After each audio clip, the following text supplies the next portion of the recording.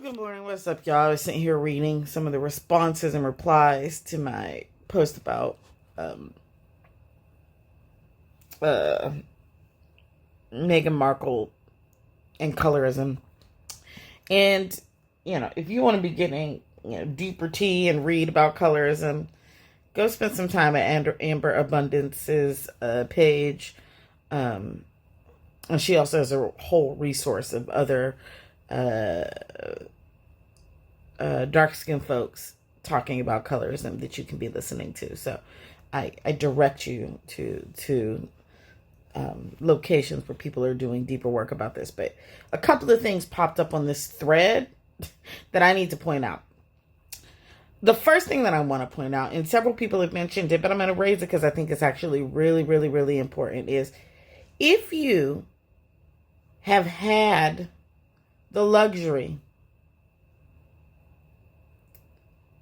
if you are, let me put it this way, if you are Black and you've had the luxury of not having to think about your Blackness, it's probably because you are engaged in some level of proximity to whiteness that is obscuring that. And usually that's based on color. I did meet one dark-skinned Black girl one time who'd never had a Black friend in her whole life. But it was very clear her parents were like raising her to be indoctrinated into whiteness. Like, she only went to white schools and she was only allowed to wear. So it was a very sad thing. It was very sad. But generally, in order to be absolved from the experiences of racialized violence, you had to be so close. You have to eschew Blackness in order to live your life in such a way that you don't know, that you can be a whole ass adult and not understand or know about racialized violence. That's because you probably living in some really deep, entrenched, internalized racism and internalized anti-Blackness. Because I don't know how else you get there. And so, for Meghan Markle to have not known that she was walking into that level of racism speak to the ways in which Meghan Markle was detached from her own Black identity to begin with. Because anybody who's connected to their Black identity knows you getting ready to walk into the monarchy and be treated like a nigga. And if you don't know that, then you've been benefiting from some serious proximity to whiteness that has obscured your Blackness in such a way that you haven't had to think about that shit. And so, one way or another, the world will always wake you up and remind you you're Black, no matter how far you try to run. That's why passing is such a horrible, heinous way of being in the past, because it meant you had to deny the fullness of your entire self. Like, you literally had to pretend you were a different human being and cut ties with all the other human beings in your life. If you haven't read The Vanishing Half, it's a excellent a novel. I starhaven't finished it, about the phenomenon of passing. Right? Okay, there's that. The second thing I wanted to say, what was I going to say? I almost lost that second. Oh, the second thing I wanted to say that I'm actually far more, if y'all don't stop this biracial fetishizing, which is some fucking white supremacist delusion and some internalized fucking anti-Blackness, it is gross. It's gross. It is gross. It's gross. It's gross. The elevation of mixed race people is anti-Blackness.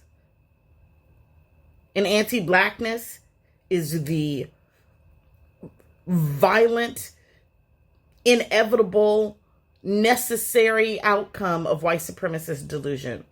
Because white supremacist delusion only understands itself in the context of hating that which it considers its opposite, which is anti-Blackness. And so when you're running around here talking about, oh, the monarchy had such an opportunity to elevate mixing the races, stop that shit. That shit is fetishizing and it's violent and it's gross. It's gross. And it's your anti-Blackness. And I really, really, really, really, really want us to sit with that. Where do I make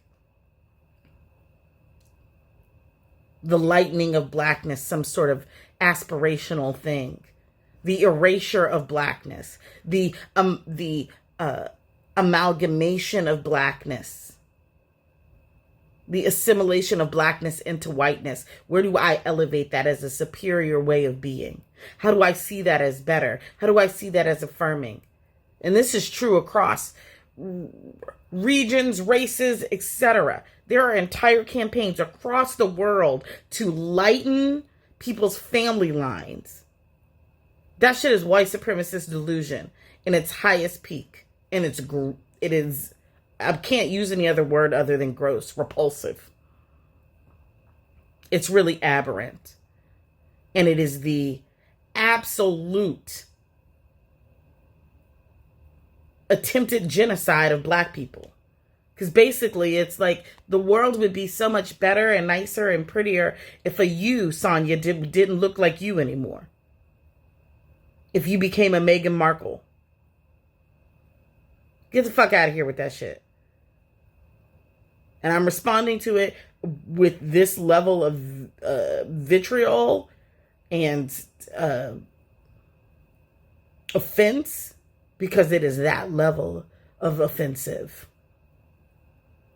And it's a really uninterrogated way of thinking. And particularly amongst white folks who consider themselves liberal. It was an opportunity for them really embrace biracialism. Stop. Like, I propose that people definitely get to love whoever it is that they want to love and be whatever, and be with the people they want to be with. And we're not going to root that shit in anti-Blackness. Like, somehow making a Meghan Markle is better than making a Sonya Renee Taylor. Making biracial humans is not better than making Black humans. Get that all the way, gather that all the way up on my threads. That's just not going to work. And I really invite us to think about how we even got to that thinking, because that thinking is a function of white supremacist delusion and rooted in, held firmly to its necessary outcome, which is anti-Blackness. All right, that's what I wanted to add to that conversation. Bye.